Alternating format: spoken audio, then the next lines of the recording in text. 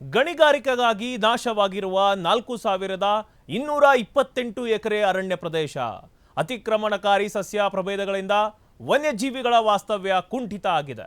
ಕಳೆದ 5 ವರ್ಷಗಳಲ್ಲಿ 2000ದಷ್ಟು ಹತ್ಯೆಗೀಡಾಗಿರುವ ಜಾನುವಾರುಗಳು ಒತ್ತುವರಿ ಪರಿಶೀಲನೆಯಲ್ಲಿ ಸರ್ಕಾರದ ವೈಫಲ್ಯ ಕಂಡು ಬರ್ತಾ ಇದೆ.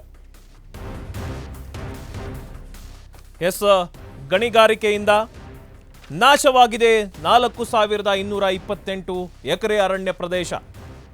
ಅತಿಕ್ರಮಣಕಾರಿ ಸಸ್ಯ ಪ್ರಭೇದಗಳಿಂದ ವನ್ಯಜೀವಿಗಳ ವಾಸ್ತವ್ಯನೂ ಕುಂಠಿತ ಆಗಿದೆ. ಕಳೆದ 5 ವರ್ಷಗಳಲ್ಲಿ 2000ರಷ್ಟು ಹತ್ಯೆಗೀಡಾಗಿರುವ ಜಾನುವಾರುಗಳು ಒತ್ತುವರಿ ಪರಿಶೀಲನೆಯಲ್ಲಿ ಸರ್ಕಾರ ವೈಫಲ್ಯ ಆಗಿದೆ. ವನ್ಯಜೀವಿ ನಿರ್ವಹಣೆಯಲ್ಲಿ ಹವಾಮಾನ ಬದಲಾವಣೆ ಪ್ರಮುಖ ಸವಾಲಾಗಿದೆ. ಅರಣ್ಯ ಇಲಾಖೆಯ ವಿರುದ್ಧ ಜನಸಾಮಾನ್ಯರು ಅಸಮಾಧಾನವನ್ನು ಹೊರಹಾಕಿದ್ದಾರೆ. ಕರ್ನಾಟಕದಲ್ಲಿ ಪರಿಸ್ಥಿತಿ ದಿನದಿಂದ ದಿನಕ್ಕೆ ಕೈ ಮೀರ್ತಾ ಹೋಗ್ತಾ ಇದೆ. ಮಾತಿಗೆ ಮಾತ್ರ ಪರಿಸರ ಸಂರಕ್ಷಣೆ, ನೆಲದಲ್ಲಿ ಮಾತ್ರ ಅರಣ್ಯ ನಾಶ ಆಗ್ತಾ ಇದೆ.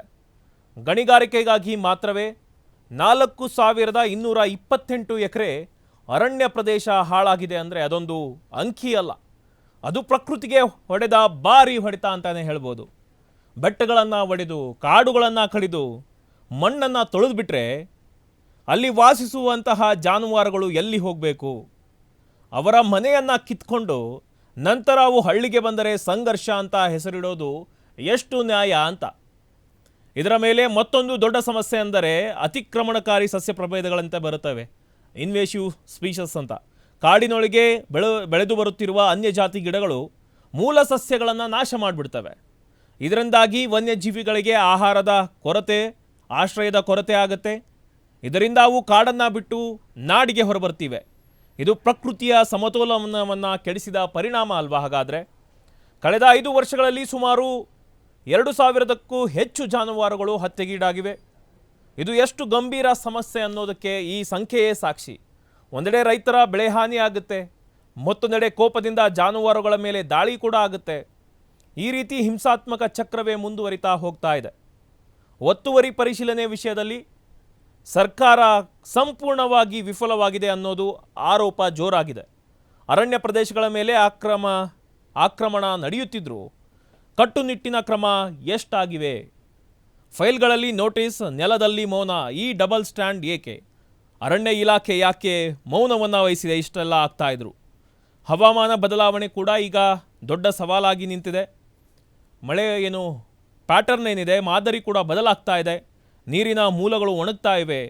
ಕಾಡಿನೊಳಗೆ ನೀರು, ಆಹಾರ ಸಿಗದಿದ್ದರೆ ಜಾನುವಾರುಗಳು ಮಾನವ ವಾಸಸ್ಥಳದ ಕಡೆ ಬರೋದು ಸಹಜ ಅಂತ ಅನಿಸಿದೆ. ಆದರೆ ಈ ಬದಲಾವಣೆಗೆ ಹೊಂದಿಕೊಳ್ಳುವ ಸಮಗ್ರ ಯೋಜನೆ ಎಲ್ಲಿದೆ ಅಂತ.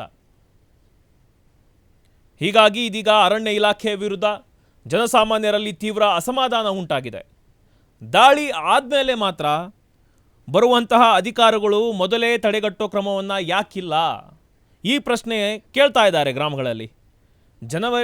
ಜನರಿಗೆ ಭರವಸೆ ಮಾತುಗಳಿಂದ ಭದ್ರತೆ ಬೇಕು. ಇನ್ನು ಸತ್ಯ ಏನಂದರೆ ಸಮಸ್ಯೆ ಪ್ರಕೃತಿಯದ್ದಲ್ಲ, ನಿರ್ಲಕ್ಷ್ಯದಲ್ಲಿ ಇದೆ. ಯೋಜನೆ ಇಲ್ಲದ ಅಭಿವೃದ್ಧಿ ಏನಿದೆ, ನಿಯಂತ್ರಣವಿಲ್ಲದ ಗಣಿಗಾರಿಕೆ ಇದೆ, ಪರಿಣಾಮಕಾರಿಯಲ್ಲದ ನಿರ್ವಹಣೆ ಕೂಡ ಇದೆ. ಇವೆಲ್ಲ ಸೇರಿ ಈ ಸಂಘರ್ಷವನ್ನು ಭೀಕರಗೊಳಿಸ್ತಾ ಇದೆ. ಇನ್ನು ಇದನ್ನು ಕೂಡ ಗಂಭೀರವಾಗಿ ಕ್ರಮವನ್ನು ಕೈಗೊಳ್ಳದಿದ್ದರೆ ಕಾಡುಗಳು ಕೂಡ ಹೋಗ್ತವೆ, ಜೀವಗಳು ಕೂಡ ಹೋಗ್ತವೆ. ಇದಕ್ಕೆ ಪರಿಸರವನ್ನು ಉಳಿಸೋ ಇಚ್ಛಾಶಕ್ತಿ ಅನ್ನೋದು ಸರ್ಕಾರಕ್ಕೆ ಇರಬೇಕಾಗಿರುತ್ತದೆ. ಬಟ್ ಸರ್ಕಾರ ಅನ್ನೋದು ವೈಫಲ್ಯವಾಗಿದೆ ಸಂಪೂರ್ಣವಾಗಿ. ಕಳೆದ 5 ವರ್ಷಗಳಿಂದ ಕರ್ನಾಟಕದಲ್ಲಿ ಮಾನವ ವನ್ಯಜೀವಿ ಸಂಘರ್ಷ ಹೆಚ್ಚಾಗ್ತಾನೇ ಇದೆ. ಸಂಘರ್ಷದ ಸ್ವರೂಪದಲ್ಲಿ ನೈಸರ್ಗಿಕ ಕಾಡುಗಳು ಕೂಡ ನಷ್ಟವಾಗಿಬಿಟ್ಟಿವೆ.